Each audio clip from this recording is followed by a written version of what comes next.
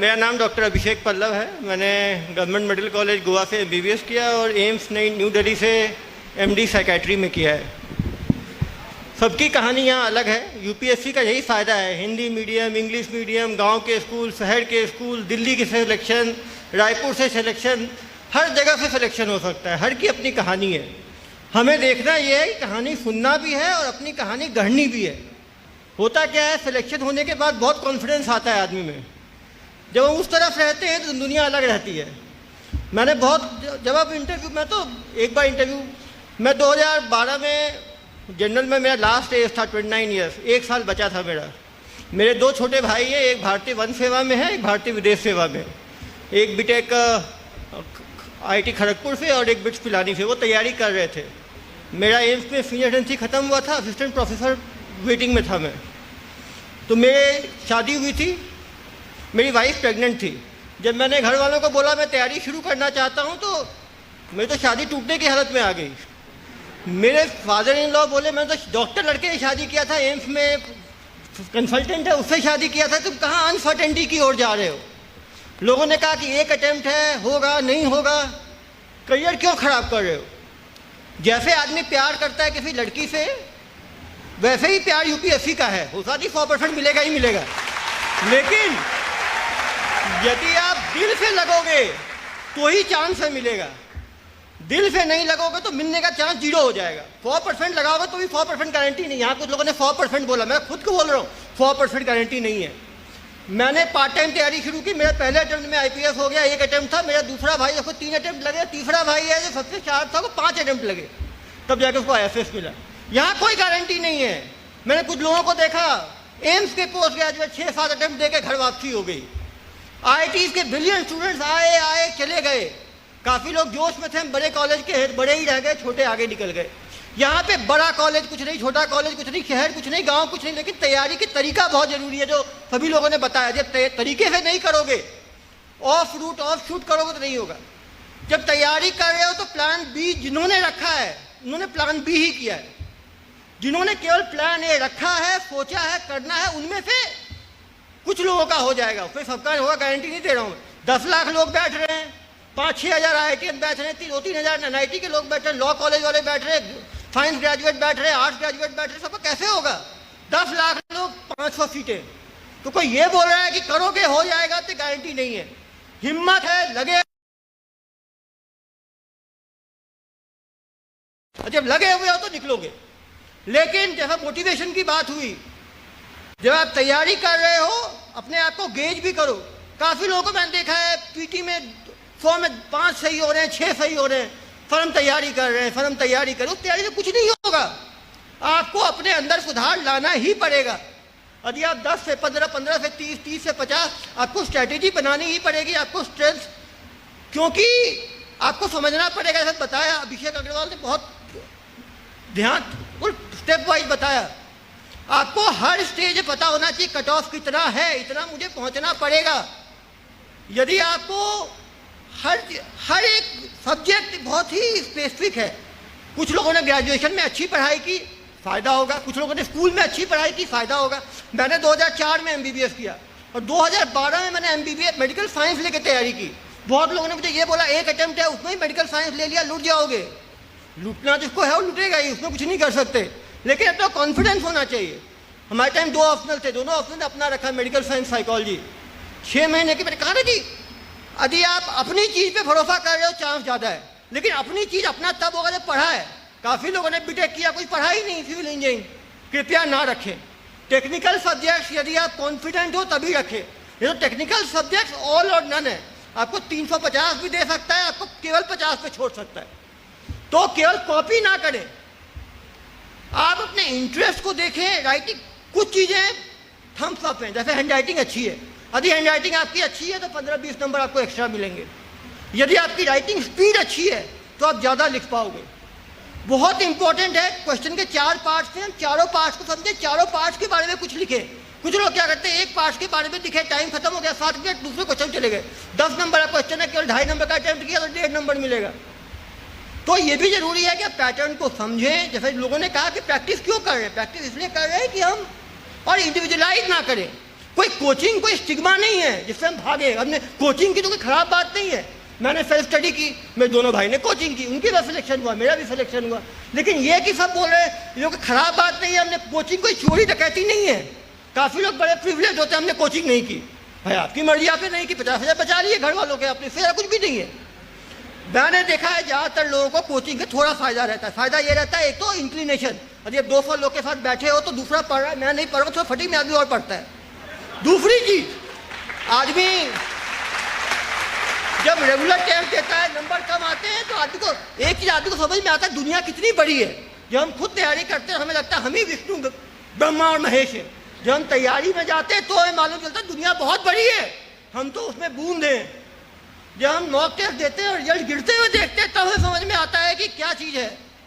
तो कभी इंडिविजुअलाइज ना करो। एक ही बताता हूँ मैं, जब हम सेलेक्ट हो जाते हैं तो हम बहुत तेज होते हैं, जब हम उस तरफ रहते हैं तो हमारी वही हालत रहती है। मैं तो बड़े बड़े एग्जाम दिया हूँ, भगवान ने का आशीर्वाद रहा है कि एम्स पीजी में मेरे पूरे भारत भर 17 रैंक आया था, यूपीएससी में भी रैंक आई, मैंने कैट दिया तो IIM में भी मेरा रैंक आया, अहमदाबाद से मेरा कॉल था।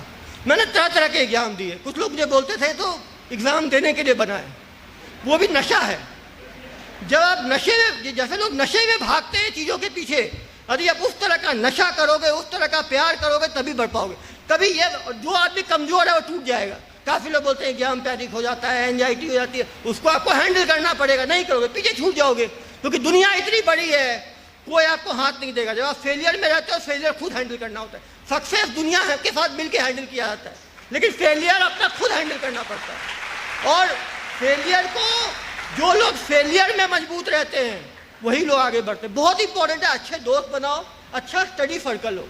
मैं फॉर्चुनेट था कि दोनों छोटे भाई मेरे काफ़ी मतलब साथ में थे, वो पीछे छूट के मैं पहले हो गया।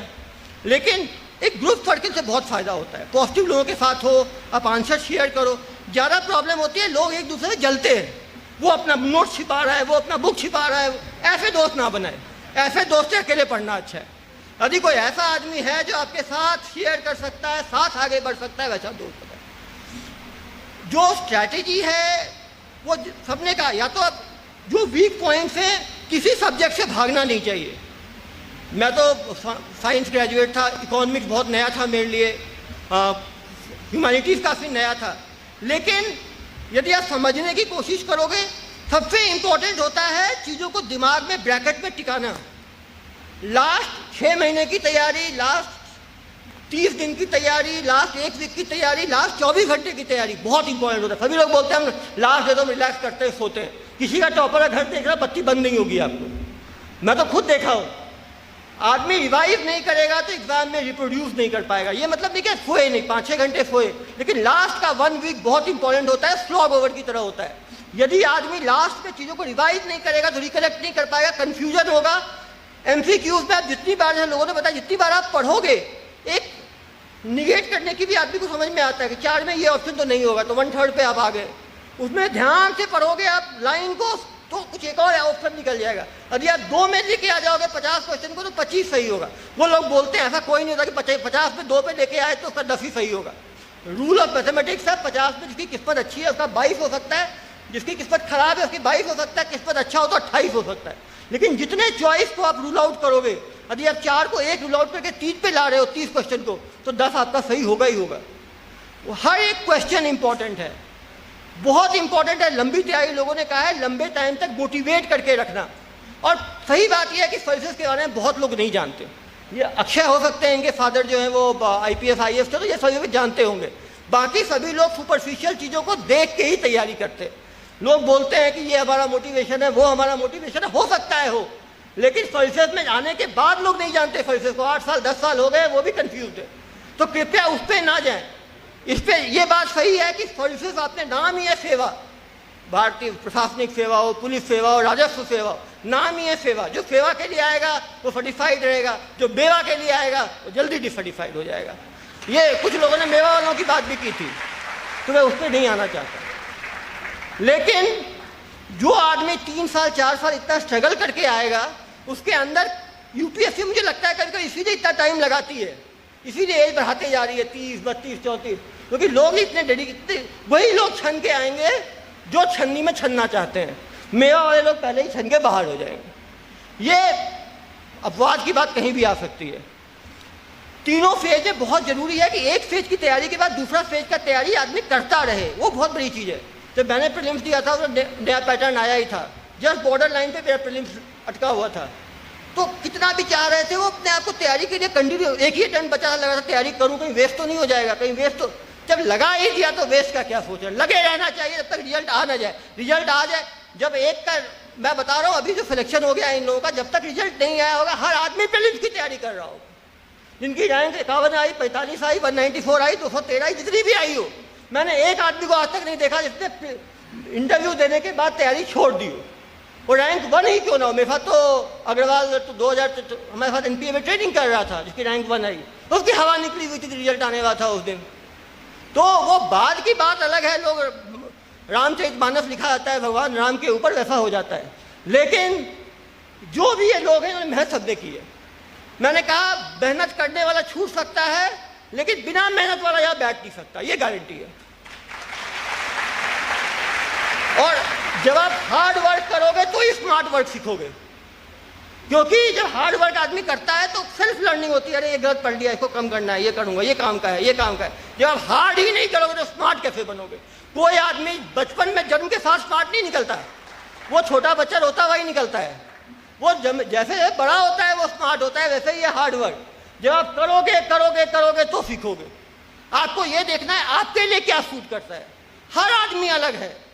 हाँ, कुछ लोगों की मेमोरी पावर बहुत अच्छी, मैंने देखा जल्दी स्कैन करते, कुछ लोग रिवीजन बहुत फास्ट करते हैं, कुछ लोग नोट्स काफ़ी अच्छा बनाते हैं। अपने हैंड राइटिंग के बनाए हुए नोट्स का हमेशा फ़ायदा है। एक बेस नोट बनाना चाहिए आदमी को, कोई भी नए पॉइंट्स मिले उसमें ऐड करते जाना चाहिए, वो भी तरीका है हर आदमी का। मतलब काफ़ी लोगों को मैंने देखा है बुक से ही पढ़ते हैं तो भी अच्छा पढ़ते हैं, कुछ लोग नोट से पढ़ते हैं, लेकिन तरीका है मॉक टेस्ट। मॉक टेस्ट दिया, नंबर अच्छे आ रहे हैं, मतलब आपका तरीका काम कर रहा है। तरीका काम नहीं कर रहा है, नया तरीका ढूंढना पड़ेगा। नहीं ढूंढेंगे यूपीएससी के सागर में डूब जाएंगे। और एक ही बताता हूँ, अटेम्प्ट का कोई वैल्यू नहीं है। हमने 9 साल यूपीएससी की तैयारी की, क्या मतलब, जब आप इधर बैठोगे तो ही फायदा है। दुनिया इधर बैठने वालों को ही ताली बजाती है। ये लाइफ है कॉम्पिटिटिव, यहाँ पे 10 लाख लोग तैयारी करें, एस्पिरेंट की कोई वैल्यू नहीं है। आप जाओगे दिल्ली में जाके कोचिंग करने का बताया, फायदा है तो नुकसान भी है। वहाँ पे पीछे छूटते जाते हैं तो बहुत परेशानी होती है। दुनिया देखते देखते आदमी परेशान रहता है। लेकिन अच्छे नोट्स की अवेलेबिलिटी इंपॉर्टेंट है, अच्छे गाइडेंस की इंपॉर्टेंस बिल्कुल बरकरार है। मैं फॉर्चुनेट रहा, पहले मैंने इंटरव्यू दिया, मुझे 235 नंबर आया, उस टाइम 300 का हुआ करता था। हमेशा आदमी सही, एक ट्रुथ और कन्विक्शन चेहरे से नजर आती है, कॉन्फिडेंस से नजर आती है। जो लोग बनावटी होते हैं, जनरली एग्जामिनेशन पैनल उस बनावटी लोगों को पहचान देती है। जो आदमी डेली 6-12 लोगों का इंटरव्यू ले रहा है, 4 साल से ले रहा है, उसको आप क्या झूठ बना पाओगे।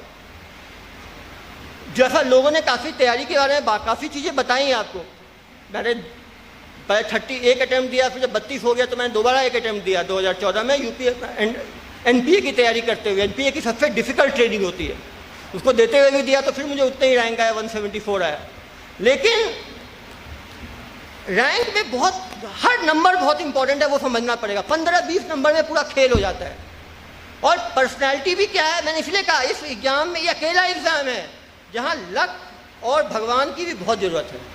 मैंने पीजी का एंट्रेंस दिया मेडिकल में, कभी मुझे टेंशन नहीं होती थी, जो आदमी है वो करेगा। मैंने यूजी की दी, कैट का दिया, क्लैट दिया, क्या क्या नहीं दिया। ये अकेला एग्जाम था जहाँ मैं कभी कंफर्टेबल नहीं था कि यहाँ क्या हो सकता है। उसका कारण ये है कि इसमें अनप्रेडिक्टेबिलिटी बहुत ज़्यादा है। एक बार मैंने इंटरव्यू में 235 आया, दूसरा इंटरव्यू में 275 वाला दिया, उसमें मुझे 191 आया। नंबर आपस में भी बहुत शिफ्ट हो सकते हैं। लेकिन जब आप डाउन हो तो आप रीअसेस करो अपने आप को कि क्या क्या कमियां रही थी, क्या मैं इन कमियों को दूर कर सकता हूं। केवल इस बात पे नहीं रहो कि जो तैयारी करेगा उसका हो ही जाएगा। ये तैयारी करोगे तो पूरी जवानी आप गवा दोगे अपना। मैंने लोगों को जवानी गवाते हुए देखा है और अच्छे लोगों को गवाते हुए देखा है। ऐसा भी नहीं कि मतलब इंडिया के टॉप ब्रांड को देखा है। मैं तो दिल्ली में मैं था, मैं दिल्ली यूनिवर्सिटी का काउंसलर था। जो लोग एग्जाम के, यही कहानी है। एक टाइम मैं इंटरव्यू लिया करता था और एक टाइम इंटरव्यू दिया भी है मैंने। और ये उस उम्र में जाके दिया है जहाँ बहुत मुश्किल होता है, जब आप 30 की उम्र में 20 वालों के साथ तैयारी कर रहे हो 10 साल बाद। लेकिन ये चीज़ मैंने देखा है कि यदि आदमी ने ठान ली है कि करना है, ठानने के बाद उसके लिए आपको पैटर्न भी टिकाना पड़ेगा, मेहनत भी उस हिसाब से करनी पड़ेगी। जो लोग सोशल मीडिया की बात कर रहे थे, सोशल मीडिया आपको तभी डिस्ट्रैक्ट करेगा, जो रियल एस्पिरेंट है वो डिस्ट्रैक्ट होगा ही नहीं। क्योंकि फेसबुक में जाएगा तो लगेगा, दोस्त पूछेंगे तैयारी कैसी चल रही है, पिछली बार क्यों नहीं हुआ, तो डर से बंद करेगा। जो रियल तैयारी वाले सिर्फ सॉफ्ट टर्न में देखते हैं सोशल मीडिया, उसके बाद डर से नहीं देखते, कोई पूछ लेगा क्या हुआ तो क्या बताऊंगा मैं। तो सोशल मीडिया से वही डरते हैं जो तैयारी बिल्कुल ढीली ढाली करते हैं। जब आपका, क्योंकि ये बहुत बड़ा, ये जैसे वो मछली में एक बाण मारने वाली बात है, जो वो इतना आसान नहीं है। क्योंकि हर फील्ड के लोग हैं, आप देख सकते हैं, ह्यूमैनिटीज़ के लोग हैं, कॉमर्स के हैं, और इंजीनियर्स की बहुत बड़ी भीड़ है। मतलब मान के आप लोग इंजीनियर ज़्यादातर हो गए, IITians, NITians, छोटे इंजीनियरिंग कॉलेज, स्टूडेंट की क्वालिटी काफ़ी ज़्यादा बढ़ी है। और जैसे एज बढ़ा है, पहले 28 था, 30 हुआ, फिर 32 हुआ, तो पहले जनरल में 4 अटेम्प्ट थे, 6 हो गए, OBC में 9 हो गए, तो ये तैयारी में लोग लगे रहते हैं। तो यहाँ पे एक बहुत उम्दा किस्म की आप लोगों को तैयारी करनी है। अच्छे दोस्त बनाओ, पॉजिटिव दोस्त बनाओ, वैसे दोस्त मत बनाओ जैसे उन्होंने कहा कि इन्होंने घपला कर दिया, घोटाला कर दिया। जब किसी चीज़ की हम तैयारी कर रहे हैं तो हमको उसका पॉजिटिव फेस देखना चाहिए। या तो मन बना ले, किसी ने किसी को फोर्स नहीं किया। देश में अच्छे टीचर्स का भी नाम है, अच्छे डॉक्टर्स का भी नाम है, अच्छे इंजीनियर्स का भी नाम है, अच्छे सिविल सर्वेंट का भी नाम है। देश की सेवा आप डॉक्टर बन के, इंजीनियर बन के, सिविल सर्वेंट बन के सब में कर सकते हो। मेरे काफ़ी फ्रेंड्स हैं एम्स में डॉक्टर्स हैं और बहुत ही सेटिस्फाइड है। ऐसा नहीं मैंने कोई बहुत बड़ा तीर मार लिया, या मैं IPS IAS बन जाता तो बहुत बड़ा तीर मार लेता। यदि इच्छा आपके अंदर है काम करने की, आपको चीज़ अच्छा लगता है, आप लगता है कि आप कुछ करना चाहते हो, लेकिन कृपया करके घर वालों को दिखाने के लिए तैयारी ना करें, नहीं तो घर वालों को मुंह दिखाने लायक नहीं बचोगे। ये चीज़ मैंने फील की कि इस तैयारी में खुद को भी पेशेंस चाहिए और घर वालों को भी पेशेंस चाहिए, ये बहुत ज़रूरी है। और मैंने एक चीज़ देखा है कि आदमी यदि ठान लेता है तो ना पत्नी से फ़र्क पड़ता है ना घर वालों से फ़र्क पड़ता है। जो लोग इंटरकास्ट मैरिज करते हैं कौन सा घर वालों का सोचते हैं, जाके कर लेते हैं। जब शादी कर सकते हो तो तैयारी भी कर सकते हो। उस टाइम घर वाले डिमोटिवेट करते तो कोई नहीं सुनता। यहाँ पे कहते हैं हमें घर वाले डिमोटिवेट कर रहे हैं। जितना डिमोटिवेशन मैंने झेला है कोई झेल ही नहीं सकता। जब मेरे फादर इन लॉ मिलते थे, अरे बर्बाद हो गया मैं। लेकिन दुनिया ऐसी है, उगते हुए सूरज को सभी सलाम करते हैं। और ये जो है उगता हुआ सूरज ही हो सकता है इनमें से भी आधे लोग 5 साल के बाद थोड़े परेशान हो जाएं, इनके लिए अलग क्लास हो सकती है। क्योंकि सिविल सर्वेंट आज के दिन मेरे काउंसलिंग में कम से कम 20 से 25 IAS IPS है। आधे लोग इतने सीनियर है कि मैं काउंसलिंग नहीं करता उनकी डर के मारे। कोई पूजो सेक्रेटरी है, कोई सेक्रेटरी है, कोई एडिशनल सेक्रेटरी है, सब परेशान हैं। लेकिन ये उम्र इस सोचने की नहीं है कि यदि आपने मन बना लिया है तैयारी करना है तो रास्ता एक होना चाहिए, उसमें कितनी भी कठिनाई आए उसको पार करने की हिम्मत होनी चाहिए। और जो आपके अंदर है उसको निचोड़ के, जैसे आपने देखा गन्ना का दुकान वाला होता है, गन्ने को 5 बार चूसता है और जब चूसता है तो कुछ रस निकलता है। वैसे आपको अपने आप को चूसना है, बार बार रोना है, जितना दम लगाओगे उतना निकलेगा। हर एक मिनट काम आएगा, हर एक घंटा काम आएगा। एग्जाम के दिन आदमी को लगता है कि ये मैंने कब पढ़ा, याद आने लगता है, लिखते चला आता है। वो आपकी एक पीछे कलेक्टिव मेमोरी में रहती है जो उस टाइम आता है। आदमी बहुत बार सोचता है मैंने पढ़ा, इसे कुछ याद ही नहीं है। वो एक फिक्स डिपॉजिट की तरह है, कभी काम आएगा। लेकिन ऐसा है कि डिपॉजिट हुआ ही नहीं, हम सोच रहे हैं फिक्स डिपॉजिट है, एग्जाम के दिन याद आएगा तो एग्जाम के दिन 00 ही मिलना है। और UPSC वाले दे भी देते हैं। मैंने देखा है मेंस में लोगों को मार्क्स आते हुए 8, 10, 12, 15, जो लोग प्रिलिमिनरी निकाल के गए हैं। तो कृपया इस एग्जाम को हल्के में ना लें। यदि आपको लगता है महाभारत की लड़ाई आप लड़ सकते हो तो लड़ो, लगता है आप में दम नहीं है तो कोई बात नहीं, साइड हो जाए। केवल क्लास में इतनी भीड़ में बैठने से सिलेक्शन किसी का नहीं होना। ये ज्ञान तो ठीक है, लेकिन इस ज्ञान को इम्प्लीमेंट करना बड़ा मुश्किल है। ये जो सब बताए थे, सबकी बातों से इनका एक्सपीरियंस नजर आ रहा था। ये सब बिल्कुल धूप में सूखे हुए हैं, इन्होंने अपना निचोड़ के बताया आपको। लेकिन ये एग्ज़ाम बहुत बहुत डिफ़िकल्ट है, डराने की बात नहीं है। मैं तो वैसे भी खुले बोलता हूँ कि कोई बोल दे, कारण है कि सीटें कम हैं। हाँ, मेडिकल में PG में 10,000 सीटें थी, यहाँ पे सीटें ही गिन चुन के हैं। और कभी ये नहीं सोचना चाहिए भाई ये कैटेगरी है वो कैटेगरी है, फ़ायदा हो जाएगा। जो उस चक्कर में रहेगा तो पक्का डूब जाएगा। यहाँ अंतर कुछ भी नहीं है, कुछ नंबरों का अंतर होता है बस। ओवर कॉन्फिडेंस कभी, ओवर कॉन्फिडेंस एग्जाम में होता ही नहीं किसी को। सब यूपीएससी ऐसी चट्टान है कि टकरा टकरा के आधे लोग वैसे ही सोबर बन जाते हैं, जो फर्स्ट अटेम्प्ट में निकल आते हैं वो सर्विस में आके ठीक हो जाते हैं, क्योंकि ट्रेनिंग तो होनी है टेंशन की, अभी हो या बाद में हो। आप सभी लोगों से मैं कहूँगा, टॉपर्स की बातें आजकल आप इंटरनेट खोलोगे बहुत मसाला मिल जाएगा आपको, कौन सी किताब पढ़नी है, कैसे पढ़ना है, क्योंकि जो टॉपर बनता है वो ज्ञानी बन जाता है, वो अपनी किताबें छापने लगता है, कोई अपना यूट्यूब चैनल शुरू कर देता है, कोई अपना कौन कौन से चैनल आजकल आते हैं सब चलाते हैं। आप नेट पे डालो बस IAS टॉपर स्टोरी, आपको किताबें किताबें निकलने लग जाएंगी। आपको कोई वो नॉलेज को यूज कैसे करना है ये आपको सीखना है। आपको बहाने नहीं बनाने, घर वाले हैं इसलिए मैं नहीं कर पाया, पत्नी नहीं करने दे रही, बच्चे नहीं करने दे रहे, भाई नहीं करने दे रहा, बहन नहीं कर, मैं तो बता रहा हूँ मैं तैयारी करता हूँ। वाइफ मेरी 2013 का बेटा है मेरा, अप्रैल का, 2012 में एग्जाम था, मेरा वाइफ प्रेग्नेंट थी, घर में जॉब छोड़ के। और ये बात मैं पक्का माना, कम से कम कोई कितना भी जॉब करके तैयारी कर रहा हो, कम से कम प्रीलिम्स से पहले 15 दिन, मेंस के पहले 1 महीना, इंटरव्यू के पहले 1 वीक, जो ये छुट्टी नहीं लेगा उसका सिलेक्शन नहीं होगा, मैं लिखित में दे रहा हूँ। कोई कर ले तो एक्स्ट्रा ऑर्डिनरी है, बाकी मेंस के लिए कम से कम, वो केवल पढ़ाई की बात नहीं है। आपको उस दिमाग में, आप ऑफिस में हो तो ऑफिस की चीज छोड़, बॉस ने डांट दिया, इसने कर दिया, मेरा फाइल छूट गया, ये हो गया, फोन आ गया, कम से कम आपको वॉश आउट पीरियड चाहिए ही चाहिए। और जो जॉब लेके तैयारी कर रहे हैं उनको थोड़ा टाइम ज़्यादा लगने की पॉसिबिलिटी रहती है। मैंने कहा अरे आपके ऑप्शनल बहुत स्ट्रांग है, हमारे टाइम 2 ऑप्शनल था, दोनों मेरे अपने ऑप्शनल थे तो आसानी से हो गया, अब ऑप्शनल भी 1 हो गया है। लेकिन फिर मैंने वही कहा, अरे आपने यूजी के टाइम अच्छा पढ़ा है, 10th तक अच्छा पढ़ा है, हिस्ट्री ज्योग्राफी इकोनॉमिक आपने अच्छा पढ़ा हुआ है, स्कूल के टाइम तो कंसेप्ट तो वही है। अभी हम NCERT पढ़ने की बात कर रहे थे 9th से 12th की, अरे NCERT आपने उसी टाइम अच्छा पढ़ रखा है तो बंदा पहले निकल जाएगा, तो हम कहेंगे 2 घंटा पढ़ के निकल गया। और जैसा लोगों ने कहा 8 से 10 घंटे की पढ़ाई तो चाहिए ही चाहिए। मेरा पर्सनल मानना है कि 300 दिन बटे इंटू 10 आवर्स, 3000 आवर्स की तैयारी क्वालिटी आवर्स चाहिए ही चाहिए। जो बंदा बोलता है मैंने 3000 घंटे से कम में सेलेक्ट हो गया, झूठ बोल रहा है, आपको बता रहा हूँ मैं। 1-2 सचिन तेंदुलकर बन सकते हैं, बाकी कोई नहीं बन सकता। कुछ लोग गिफ्टेड हो सकते हैं, बाकी सभी लोग ऑर्डिनरी लोग हैं। रेयर लोग रेयरली पैदा होते हैं। और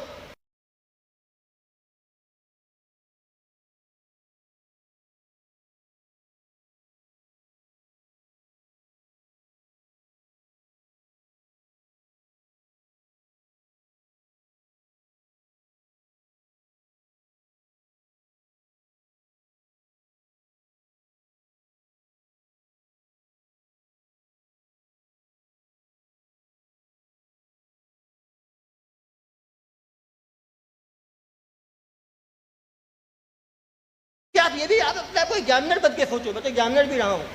क्वेश्चन पेपर आंसर शीट पढ़ना बहुत मुश्किल काम है। कुछ लोग हाईलाइट अच्छा, तो पॉइंट सिस्टम अच्छा बनाते हैं, कुछ लोग इंट्रोडक्शन अच्छा देते हैं, कुछ लोग उसको क्रिस्प रखते हैं। जो चीज़ दिखने में अच्छा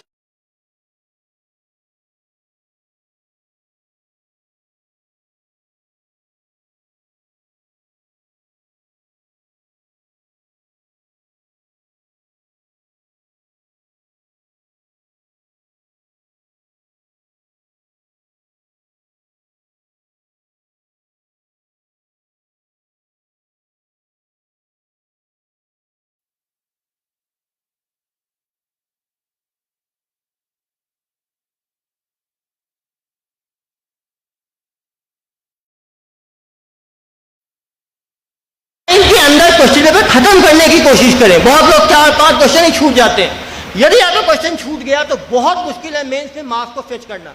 मेंस में बहुत इंपॉर्टेंट है, जिस क्वेश्चन के बारे में कुछ भी नहीं आता उस पर नाम कहानी लिखने की जो यूनिवर्सिटी की आदत होती है वो आदमी को डुबो देती है। नए पैटर्न में कोई क्वेश्चन बिल्कुल भी नहीं आता तो मेंस में उसको अटेम्प्ट ना करें, वो आपका टाइम खराब करता है। आपको कहीं और लिखोगे तो टाइम आपका बचेगा। लेकिन जिसके बारे में आप थोड़ा बहुत जानते हो उसको अपने हिसाब से लिख सकते हो। ऐसे 2-2 आते हैं, ऐसे बहुत ऐसे हैं जो न्यूज़पेपर में आप पढ़ते हो, एडिटोरियल पढ़ते हो। फ्री फ्लोइंग होना चाहिए, आपको समझना चाहिए, बहुत ज़्यादा पॉइंट फॉर्म में नहीं लिखना चाहिए। उसका एक इंट्रोडक्शन हो, बॉडी हो, जैसे उन लोगों ने कहा आप कुछ अच्छे कोटेशन देते हो, लाइफ टाइम एग्जाम्पल्स देते हो, हमेशा ऐसे लिखने के पहले एक रफ में एक बॉडी तैयार कर लेना चाहिए, किस पॉइंट में लिखने वाला हूँ। कुछ लोग ऐसे शुरू करते हैं, लिखते चले जाते हैं, पेज भरते चले जाते हैं। वो एग्जामिनर के लिए बहुत एनोइंग होता है पढ़ना। आप तो एक लिख रहे हो, बेचारे को 10-12 पढ़ना है डेली। उस पर भी सहानुभूति रखना है अपने को, एग्जामिनर पे भी। एग्जामिनर ने सहानुभूति नहीं रखोगे, वो आप पे नहीं रखेगा, आपकी बैंड बजा देगा वो। और जो रेगुलरली अपने आप को अपडेट नहीं करेगा, करंट अफेयर्स बहुत इंपॉर्टेंट है, क्योंकि पेपर 2 और पेपर 3 जो है जीएस का, वो पूरा डायनेमिक है। इकोनॉमिक्स जो हुआ, इंटरनेशनल अफेयर्स हुआ, इंटरनल सिक्योरिटी हुआ, इवन पॉलिटी भी आजकल मेंस में, प्रीलिम्स और मेंस बहुत अलग है। प्रीलिम्स स्टैटिक है पूरा पॉलिटी, जबकि मेंस का पॉलिटी पूरा डायनेमिक है। इकोनॉमिक्स जैसे ही प्रीलिम्स का स्टैटिक है, मेंस का पूरा डायनेमिक है। एक थॉट प्रोसेस डेवलप करना बहुत जरूरी है। जैसा उन्होंने बताया, critically analyse, elucidate, explain, define, enumerate, सब में बहुत अंतर है।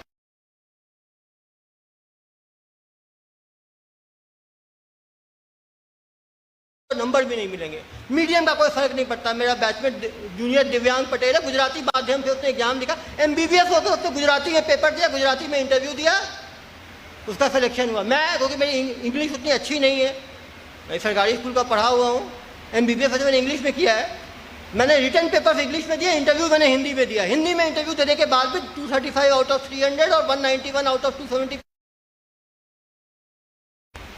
इंटरव्यू आप कितने कॉन्फिडेंटली, वो लैंग्वेज चेक नहीं करता। हम भारतीय हैं, हम हिंदी में क्यों शर्माएंगे? कोई नहीं शर्माता। केवल हिंदी हमारी मातृभाषा है, बोलने के लिए नहीं है। 100 में 99 लोगों को हिंदी पे गर्व है। हो सकता है कुछ इंग्लिश मीडियम में पढ़े हुए लोग होते हैं, मेरी वाइफ है, उसको इंग्लिश से प्राइवेट स्कूल से पढ़ी है, तो होता है इंग्लिश बहुत बड़ी चीज़ है। इंग्लिश बोलने से कोई आदमी महान नहीं होता, अपनी भाषा से, अपने तरीके से और अपने आचरण से बड़ा होता है।